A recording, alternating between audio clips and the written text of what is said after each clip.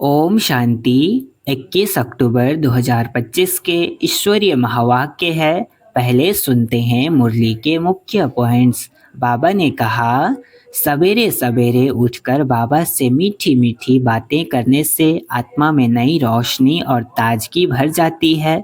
सुबह का समय विचार सागर मंथन के लिए सबसे उत्तम है। यही समय आत्मा को शक्तिशाली बनाता है। बाबा ने कहा, भक्त कहते हैं भगवान सर्वशक्तिवान है, पर बच्चे जानते हैं ड्रामा ही सर्वशक्तिमान है। बाप भी उसी के अनुसार कार्य करते हैं। योग ही वह शक्ति है जिससे हम विश्व पर राज्य करने के अधिकारी बनते हैं। यही भारत का प्राचीन योग है। बाबा कहते हैं, मैं भी ड्रामा के बंधन में हूँ, लेकिन तुम बच्चे याद से बंधनों से मुक्त हो सकते हो। बाबा ने कहा, देवता बनना कोई कहानी नहीं, यह बाबा की शिक्षा से पुनः संभव है।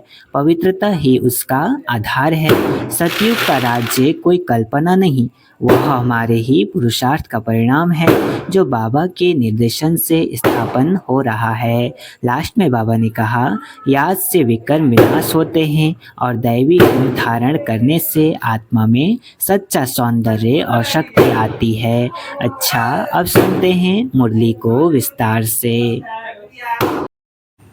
मुरली का सार। मीठे बच्चे, सवेरे सवेरे उठ बाबा से मीठी मीठी बातें करो। विचार सागर मंथन करने के लिए सवेरे का टाइम बहुत अच्छा है।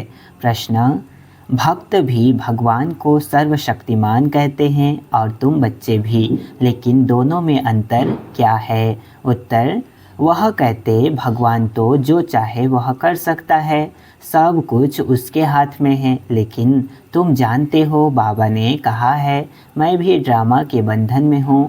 ड्रामा सर्वशक्तिमान है। बाप को सर्वशक्तिमान इसलिए कहा जाता क्योंकि उनके पास सर्व को सद्गति देने की शक्ति है। ऐसा राज्य स्थापन करता जिसे कभी कोई छीन नहीं सकता। ओम शांति। किसने कहा? बाबा ने। ओम शांति यह किसने कहा? दादा ने। अब तुम बच्चों ने यह पहचाना है, ऊंचते ऊंच की महिमा तो बहुत भारी है। कहते हैं सर्वशक्तिमान हैं तो क्या नहीं कर सकते? सर्वशक्तिमान हैं तो क्या नहीं कर सकते? अब यह भक्ति मार्ग वाले तो सर्वशक्तिमान का अर्थ बहुत भारी निकालते होंगे। बाप कहते हैं ड्रामा अनुसार सब कुछ होता है, मैं कुछ भी करता नहीं हूँ, मैं भी ड्रामा के बंधन में हूँ। सिर्फ तुम बाप को याद करने से सर्वशक्तिमान बन जाते हो। पवित्र बनने से तमो प्रधान से सतो प्रधान बन जाते हो। बाप सर्वशक्तिमान हैं, उनको सिखलाना होता है। बच्चे, मुझे याद करो तो विकर्म विनाश हो जाएंगे, फिर सर्वशक्तिमान बन विश्व पर राज्य करेंगे। शक्ति नहीं होगी तो राज्य कैसे करेंगे? शक्ति मिलती है योग से, इसलिए भारत का प्राचीन योग बहुत गाया जाता है। तुम बच्चे नंबरवार याद कर और खुशी में आते हो। तुम जानते हो हम आत्माएं बाप को याद करने से विश्व पर राज्य कर प्राप्त कर सकते हैं। कोई की ताकत नहीं जो छीन सके। ऊंचते ऊंच बाप की महिमा सब करते हैं, परंतु समझते कुछ नहीं। एक भी मनुष्य नहीं जिसको यह पता हो कि यह नाटक है। अगर समझते हो कि नाटक है तो शुरू से अंत तक वह याद आना चाहिए, नहीं तो नाटक कहना ही रॉन्ग हो जाता है।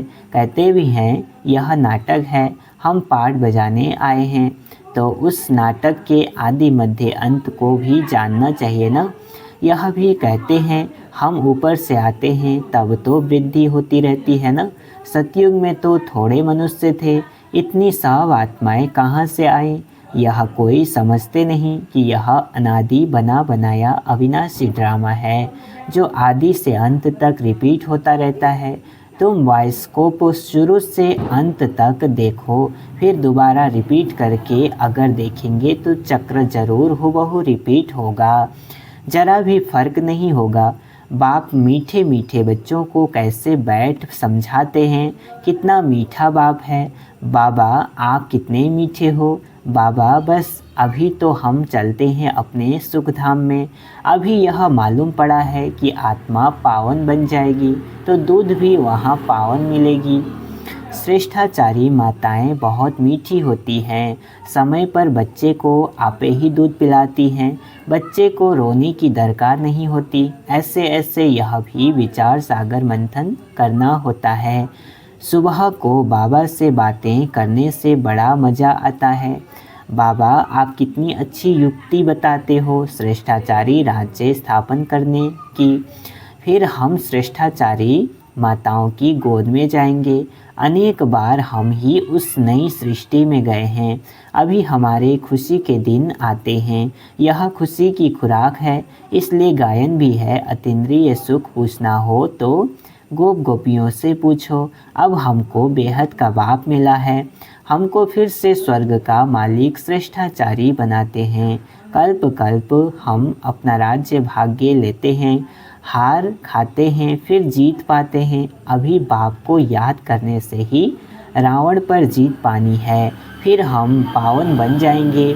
वहाँ लड़ाई दुख आदि का नाम नहीं, कोई खर्चा नहीं। भक्ति मार्ग में जन्म जन्मांतर कितना खर्चा किया, कितने धक्के खाए, कितने गुरु किए हैं। अब फिर आधा कल्प हम कोई गुरु नहीं करेंगे, शांति धाम सुख धाम जाएंगे। बाप कहते हैं तुम सुख धाम के राही हो, अब दुख धाम से सुख धाम में जाना है। वाह हमारा बाबा कैसे हमको पढ़ा रहे हैं। हमारा यादगार भी यहाँ है। यह तो बड़ा वंडर है। इस दिलवाड़ा मंदिर की तो अपरम अपार महिमा है। अभी हम राजयोग सीखते हैं, उसका यादगार तो ज़रूर बनेगा न। यह हुबहू हमारा यादगार है। बाबा मम्मा और बच्चे बैठे हैं, नीचे योग सीख रहे हैं, ऊपर में स्वर्ग की राजाई है। झाड़ में भी कितना क्लियर है। बाबा ने कैसे साक्षात्कार कराए, फिर चित्र बैठ बनवाए हैं। बाबा ने ही साक्षात्कार कराया और फिर करेक्ट भी किया। कितना वंडर है, सारी नई नॉलेज है। किसको भी इस नॉलेज का पता नहीं है, बाप ही बैठ समझाते हैं। मनुष्य कितना तमोप्रधान बनते जाते हैं। मनुष्य सृष्टि बढ़ती जाती है, भक्ति भी वृद्धि को पाते पाते तमोप्रधान बनती जाती है। यहाँ अब तुम सतोप्रधान बनने का पुरुषार्थ करते हो। गीता में भी अक्षर है मन मना भाव। सिर्फ यह नहीं जानते कि भगवान कौन है। अब तुम बच्चों को सवेरे सवेरे उठकर विचार सागर मंथन करना है कि मनुष्यों को भगवान का परिचय कैसे दें।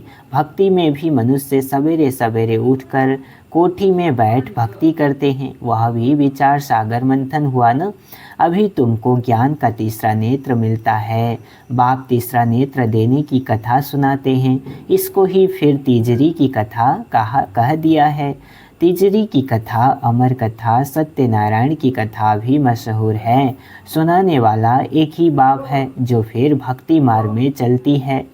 ज्ञान से तुम बच्चे साल्वेंट बनते हो, इसलिए देवताओं को पदमपति कहते हैं। देवताएं बहुत धनवान पदमपति बनते हैं। कलयुग को भी देखो और सतयुग को भी देखो, रात दिन का फ़र्क है। सारी दुनिया की सफाई होने में टाइम लगता है ना। यह बेहद की दुनिया है। भारत है ही अविनाशी खंड, यह कभी प्रायः लोप होता नहीं। एक ही खंड रहता है आधा कल्प, फिर और खंड इमर्ज होंगे नंबरवार। तुम बच्चों को कितना ज्ञान मिलता है बोलो। वर्ल्ड की हिस्ट्री ज्योग्राफी कैसे चक्र लगाती है, आकर समझो। प्राचीन ऋषि मुनियों का कितना मान है, परंतु वह भी सृष्टि के आदि मध्य अंत को नहीं जानते। वह हठयोगी हैं, हाँ, बाकी उनमें पवित्रता की ताकत है जिससे भारत को थमाते हैं। नहीं तो भारत पता नहीं क्या हो जाता। मकान को पोंची आदि लगाई जाती है ना, तो शोभा होती है। भारत महान पवित्र था, अब वही पतित बना है। वहाँ तुम्हारा सुख भी बहुत समय चलता है। तुम्हारे पास बहुत धन रहता है। तुम भारत में ही रहते थे, तुम्हारा राज्य था। कल की बात है, फिर बाद में अन्य धर्म आए हैं, उन्होंने आकर कुछ सुधार कर अपना नाम बाला किया है। अब वह भी सब तमो प्रधान बन गए हैं।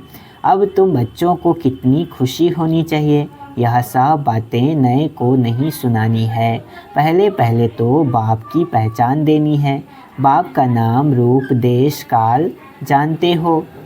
ऐसे पूछना है, बाप का नाम, रूप, देश, काल जानते हो? ऊंचते ऊंच बाप का पाठ तो मशहूर होता है ना। अभी तुम जानते हो, वह बाप ही हमको डायरेक्शन दे रहे हैं। तुम फिर से अपनी राजधानी स्थापन कर रहे हो। तुम बच्चे मेरे मददगार हो, तुम पवित्र बनते हो, ऐसे डायरेक्शन दे रहे हैं। तुम्हारे लिए पवित्र दुनिया जरूर स्थापन होनी है। तुम यह लिख सकते हो कि पुरानी दुनिया बदल रही है, फिर यह सूर्यवंशी चंद्रवंशी राज्य होगा, फिर रावण राज्य होगा। चित्रों पर समझाना बहुत मीठा लगता है। इनमें तिथि तारीख सब लिखा हुआ है। भारत का प्राचीन राजयोग माना याद से विकर्म विनाश होते हैं और पढ़ाई से स्टेट्स मिलती हैं। दैवी गुण धारण करने हैं। हाँ, इतना ज़रूर है, माया के तूफान आएंगे। सवेरे उठकर बाबा से बातें करना बड़ा अच्छा है। भक्ति और ज्ञान दोनों के लिए यह टाइम अच्छा है। कौन सा? सवेरे, है ना। मीठी मीठी बातें करनी चाहिए। अभी हम श्रेष्ठाचारी दुनिया में जाएंगे। बूढ़ों के दिल में तो यह रहता है ना कि हम शरीर छोड़ गर्भ में जाएंगे। बाबा कितना नशा चढ़ाते हैं। ऐसी ऐसी बातें बैठ करो तो भी तुम्हारा जमा हो जाए। शिव बाबा हमको नरकवासी से स्वर्गवासी बना रहे हैं। पहले पहले हम आते हैं, सारा ऑलराउंड पार्ट हमने बजाया है। अब बाबा कहते हैं, इस छी छी चोले को छोड़ दो, देह सहित सारी दुनिया को भूल जाओ। यह है बेहद का संन्यास। वहाँ भी तुम बूढ़े होंगे तो साक्षात्कार होगा। हम बच्चा बनते हैं, खुशी होती है। बचपन तो सबसे अच्छा है। ऐसे ऐसे सवेरे बैठ विचार सागर मंथन करना है। पॉइंट्स निकलेंगी तो तुमको खुशी होगी। खुशी में घंटा 1.5 घंटा बीत जाता है, पता भी नहीं चलता है ना। जितनी प्रैक्टिस होती जाएगी उतनी खुशी बढ़ती जाएगी। बहुत मज़ा आएगा। और फिर घूमते फिरते याद करना है। फुर्सत बहुत है। हाँ, भीगना पड़ेंगे, उसमें कोई शक्य नहीं है ना, कोई शक नहीं है। भीगना पड़ना ही है। धंधे में मनुष्य को नींद नहीं आती, क्योंकि वहाँ पे फ़ायदा होता है ना। तो सुस्त लोग नींद करते हैं। तुम जितना हो सके शिव बाबा को ही याद करते रहो। तुमको बुद्धि में रहता है, शिव बाबा के लिए हम भोजन बनाते हैं, शिव बाबा के लिए हम यह करते हैं। भोजन भी शुद्धि से बनाना है। ऐसी चीज़ न हो जिससे खिटपिट हो जाए। बाबा खुद ही भी याद करते हैं। अच्छा, मीठे मीठे सिकिलधे बच्चों प्रति माता पिता बाप दादा का याद प्यार और गुड मॉर्निंग। रूहानी बाप की रूहानी बच्चों को नमस्ते। हम रूहानी बच्चों की रूहानी माता पिता बाप दादा को याद प्यार और गुड मॉर्निंग। नमस्ते नमस्ते नमस्ते। शुक्रिया बाबा, शुक्रिया। धारणा के लिए मुख्य सार है। पहला पॉइंट, सवेरे सवेरे उठकर बाबा से मीठी मीठी बातें करनी है। रोज़ खुशी की खुराक खाते हुए अतीन्द्रिय सुख का अनुभव करना है। दूसरा, सतयुगी राजधानी स्थापन करने में बाप का पूरा पूरा मददगार बनने के लिए पावन बनना है। याद से विकर्म विनाश करने हैं। भोजन भी शुद्धि से बनाना है। वरदान याच का दिव्य गुणों के आह्वान द्वारा सर्व अवगुणों की आहुति देने वाले संतुष्ट आत्मा भव। क्या कहा? दिव्य गुणों के आह्वान द्वारा सर्व अवगुणों की आहुति देने वाले संतुष्ट आत्मा भव। विस्तार, जैसे दीपावली पर विशेष सफाई और कमाई का ध्यान रखते हैं, ऐसे आप भी सब प्रकार की सफाई और कमाई का लक्ष्य रख संतुष्ट आत्मा बनो। संतुष्टता द्वारा ही सर्व दिव्य गुणों का आह्वान कर सकेंगे। फिर अवगुणों की आहुति स्वतः हो जाएगी। अंदर जो कमजोरियाँ, कमियाँ, निर्बलता, कोमलता रही हुई है उन्हें समाप्त कर अब नया खाता शुरू करो और नए संस्कारों के नए वस्त्र धारण कर सच्ची दीपावली मनाओ। स्लोगन: सोमान की सीट पर सदा सेट रहना है तो दृढ़ संकल्प की बेल्ट अच्छी तरह से बांध लो। क्या कहा? सोमान की सीट पर सदा सेट रहना है तो दृढ़ संकल्प की बेल्ट अच्छी तरह से बांध लो, है ना, सेफ्टी बेल्ट। मातेश्वरी जी के अनमोल महावाक्य: इस अविनाशी ईश्वरीय ज्ञान प्राप्त करने के लिए कोई भी भाषा सीखनी नहीं पड़ती। अपना जो ईश्वरीय ज्ञान है वो बड़ा ही सहज और मीठा है। इससे जन्म जन्मांतर के लिए कमाई जमा होती है। यह ज्ञान इतना सहज है जो कोई भी महान आत्मा अहिल्या जैसी पत्थर बुद्धि कोई भी धर्म वाला बालक से लेकर वृद्ध तक कोई भी प्राप्त कर सकता है। देखो, इतना सहज होते भी दुनिया वाले इस ज्ञान को बहुत भारी समझते हैं। कोई समझते हैं जब हम बहुत वेद शास्त्र उपनिषद पढ़कर बड़े बड़े विद्वान बने उसके लिए फिर भाषा सीखनी पड़े, बहुत हठ योग करें तब ही प्राप्ति हो सकेगी। लेकिन यह तो हम अपने अनुभव से जान चुके हैं कि यह ज्ञान बड़ा ही सहज और सरल है, क्योंकि स्वयं परमात्मा पढ़ा रहे हैं। इसमें न कोई हठ क्रिया, न जप तप, न शास्त्रवादी पंडित बनना, न कोई इसके लिए संस्कृत भाषा सीखने की ज़रूरत है। यह तो नेचुरल आत्मा को अपने परमपिता परमात्मा के साथ योग लगाना है। भल कोई इस ज्ञान को न भी धारण कर सके तो भी सिर्फ योग से भी बहुत फ़ायदा होगा। इससे एक तो पवित्र बनते हैं, दूसरा फिर कर्म बंधन भस्मीभूत होते हैं, कर्म बंधन और कर्मातीत बनते हैं। इतनी ताकत है इस सर्वशक्तिमान परमात्मा की याद में। भल वो अपने साकार ब्रह्म तन द्वारा हमें योग सिखला रहे हैं, परंतु याद फिर भी डायरेक्ट उस ज्योति स्वरूप शिव परमात्मा को करना है। उस याद से ही कर्म बंधन की मैल उतरेगी। अच्छा, ओम शांति। अव्यक्त इशारे स्वयं और सर्व के प्रति मनसा द्वारा योग की शक्तियों का प्रयोग करो। शांति की शक्ति का प्रयोग पहले स्व के प्रति, तन की व्याधि के ऊपर करके देखो। इस शक्ति द्वारा कर्म बंधन का रूप मीठे संबंध के रूप में बदल जाएगा। यह कर्म भोग, कर्म का कड़ा बंधन, साइलेंस की शक्ति से पानी की लकीर मिसल अनुभव होगा। भोगने वाला नहीं, भोगना भोग रही हूँ यह नहीं, लेकिन साक्षी दृष्टा हो। इस हिसाब किताब का दृश्य भी देखते रहेंगे, है ना। अच्छा, ओम शांति।